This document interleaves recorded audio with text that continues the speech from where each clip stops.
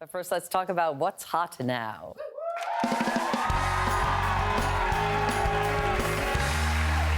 Okay, so I am trying very hard to get into the holiday spirit. On Friday, I went and saw the Rockettes at Radio City. I don't know if any of you have seen them. Go see it. I saw it on Sunday.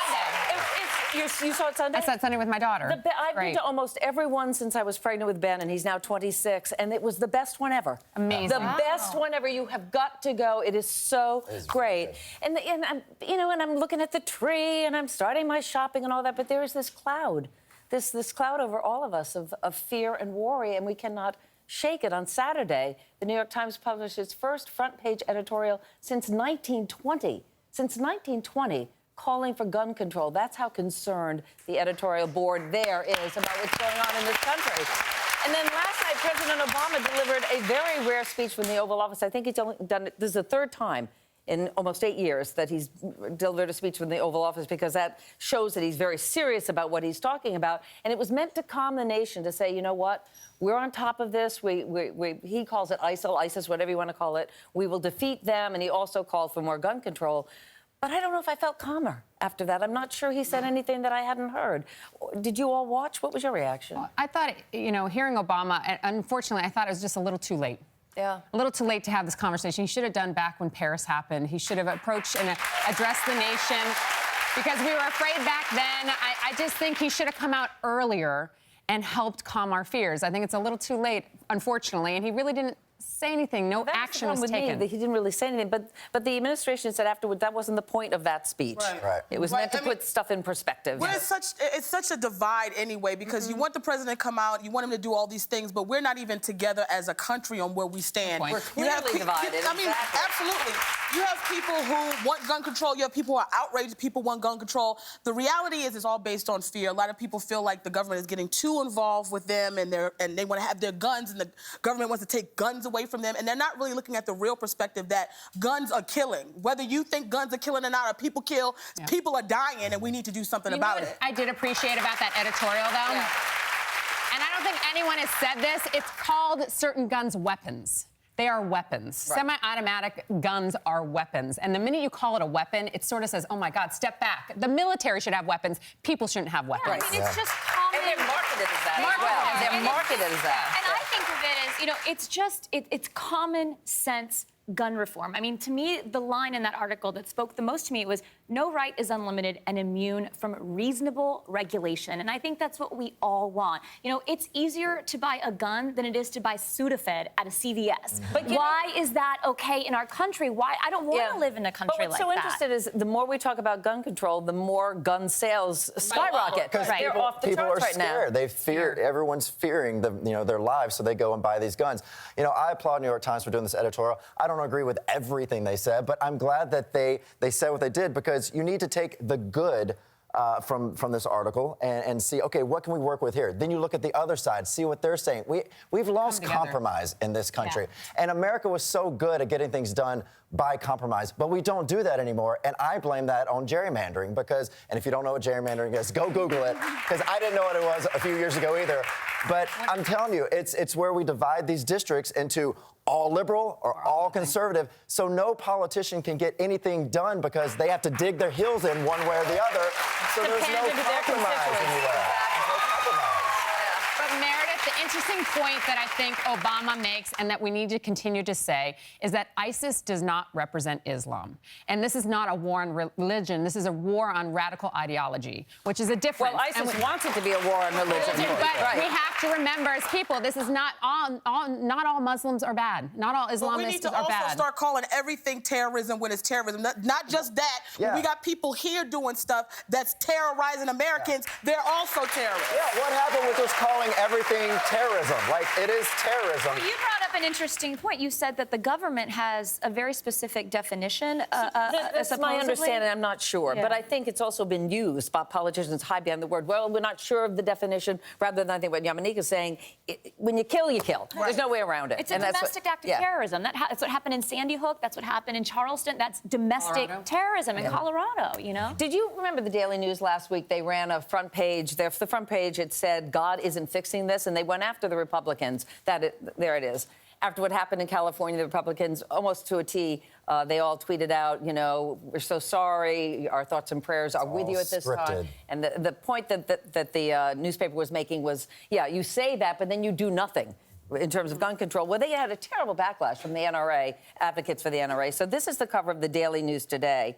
It says, to all those who have been offended by hearing the truth about our nation's gun scourge and the NRA and cowardly politicians who think nothing's wrong, everything is awesome. And they do little kitties and they do the polar bear. The point is, you know, is that what you want us to say? Well, yeah, you know, well, this makes me want to read this even more. Yeah. I mean, I wish we had more covers like that. It was brilliant. Well, I don't think they needed to go on an attack, and I said this again as a Christian, they don't need to go on an attack of God. The reality as a Christian, you're going to say stuff like that because, you know what, we're praying for you, and there's nothing wrong with saying that. Don't attack God because you had a problem and all of that, you know. But I do understand being active. What they were saying, yeah. Right.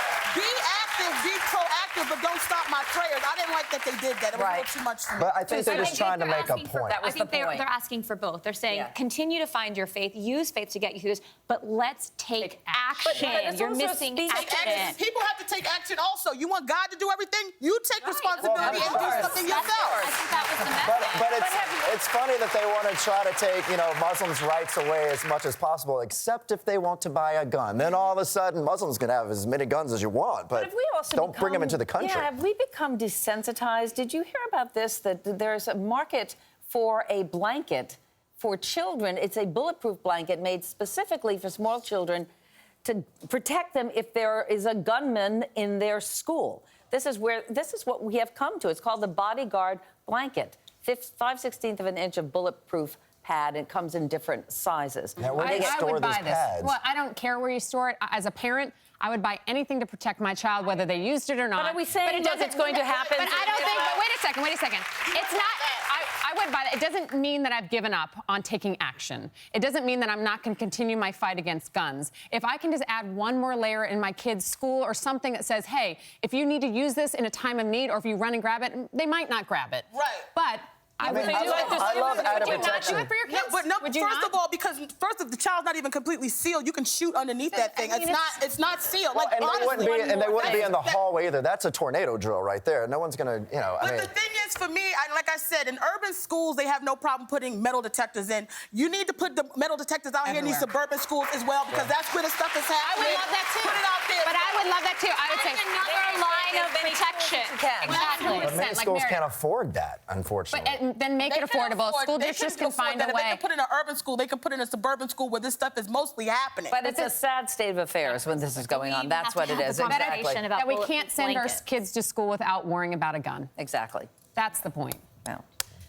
Listen to us. It's so sad. The point is that we're going to have this conversation over and over and over. So, sure, next week. All right. Yeah, exactly. I want to switch gears, actually. Well, when I was in school, the mere threat of detention kept me in line. I was so scared of that. But a teacher in North Carolina had a different approach. She reportedly punished a 6-year-old at a local kindergarten by washing the student's mouth out with soap. The teacher at Wiley Elementary has since resigned. Did she go too far? Of course she did. I mean, we all know, teachers know you can't do this. It can be cute, you know, clean your mouth because it's dirty, whatever. But no, you can't. Cute. It's not cute. No, well, they think, you know, oh, it's soap. It doesn't even make sense, really. It's not I going had to soap in stop my you mouth from as a kid. cursing. How many people here had soap? Who did that? Who did that?